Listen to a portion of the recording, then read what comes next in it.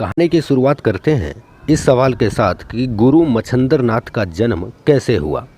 बहुत समय पहले की बात है, जब मछली पुत्र मच्छंदर नाथ के जन्म के समय भगवान शिव और माता गौरा पार्वती कैलाश पर पधारे हुए थे। तभी पार्वती ने महादेव से कहा कि आप किस मंत्र का जाप करते रहते हैं। यह सुनकर भगवान शिव मुस्कुराने लगे और बोले कि देवी, इस मंत्र के लिए एकांत का होना बहुत ही जरूरी होता है। तो चलो हम कोई ऐसा एकांत स्थल ढूंढें जहां पर हम दोनों के अलावा और कोई भी ना हो। वे दोनों एक ऐसे स्थान पर जा पहुंचे थे जहां पर मनुष्यों का कोसों कोसों तक कोई वास नहीं था। तब भगवान शंकर ने महामाया पार्वती जी को ब्रह्म ज्ञान का उपदेश देना शुरू किया था। लेकिन जिस मछली ने ब्रह्मवीर्य निगलकर गर्भ धारण किया था, वह मछली पास के पानी में ही थी। मछली माँ के गर्भ में उन मंत्रों को जीव अहम भावना तज ब्रह्म रूप हो गया। जब भगवान शिव ने कथा समाप्त किया, उसके बाद महादेव ने पार्वती जी से पूछा कि कथा का सार कुछ समझ में आया कि नहीं।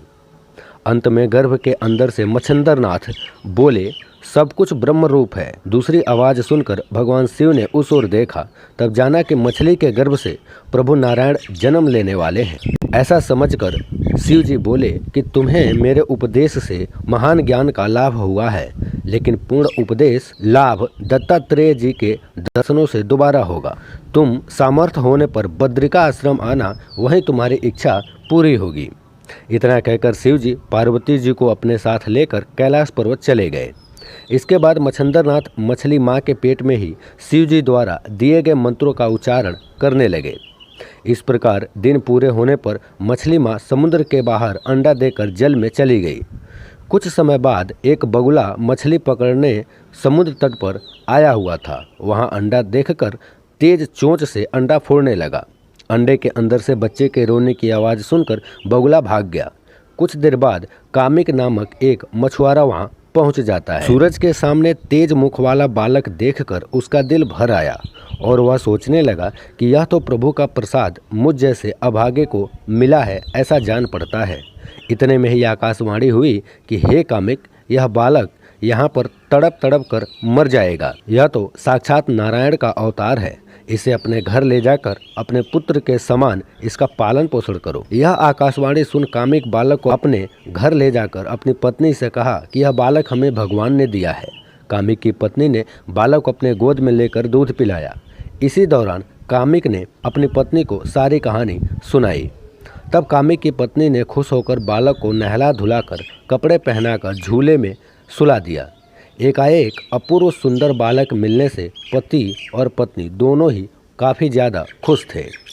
धीरे धीरे बालक मच्छंदर नाथ 5 वर्ष का हो गया। एक दिन उसका पिता कामिक उसे मछली पकड़ने समुद्र तट पर अपने साथ ले गया। जब कामिक ने मछली पकड़ने के लिए जाल फेंका तो उसमें बहुत सी मछलियां फंस गईं। पिता ने उन्हें टोकरी में भरकर बेटे के पास लाकर रख दिया। तब पिता का यह कार्य देख बालक ने सोचा कि मेरे मातृवंश का हनन करने वाला कसाई जैसा कार्य मेरे पिता कर रहे हैं, हरगिज नहीं होने दे सकता। कामिक जब दोबारा मछली पकड़कर मच्छंदर के समीप लेकर आया तो अपने बेटे की करतूत समझकर टोकरी को खाली देखकर उसे धमका कर बोला, मैं तो कितनी मेहनत से मछलियाँ पकड़ कर लाता हूँ और तू उन्हें पानी में बहा रहा है। अब खाएगा क्या? भीख मांगनी पड़ेगी। अब मछलियां दोबारा पानी में मत छोड़ना। और ऐसा कहकर वह वापस मछलियां पकड़ने समुद्र तट की ओर चल पड़े। मछलियों के कारण पिता की डांट से बालक मच्छंदर नाथ को काफ़ी दुख हुआ। उन्होंने सोचा कि मेरा ये अधर्मी पिता मानने वाला नहीं है, इससे तो भीख मांग कर खाना ही 1000 गुना बेहतर है। इसलिए अब से जब भी खाना खाऊंगा भीख मांग कर ही खाऊंगा। पिता को मछलियां पकड़ने में मगन देखकर और उनसे नजरें चुराकर बद्रिका आश्रम की ओर चल पड़े। काफ़ी दिनों की यात्रा के बाद वह वहां जा पहुँचे। वहां जाकर 12 वर्षों तक उन्होंने कठिन तपस्या की, जिससे उनका शरीर मात्र ढांचा ही रह गया था। शरीर में सिर्फ हड्डियां मात्र ही रह गई थी।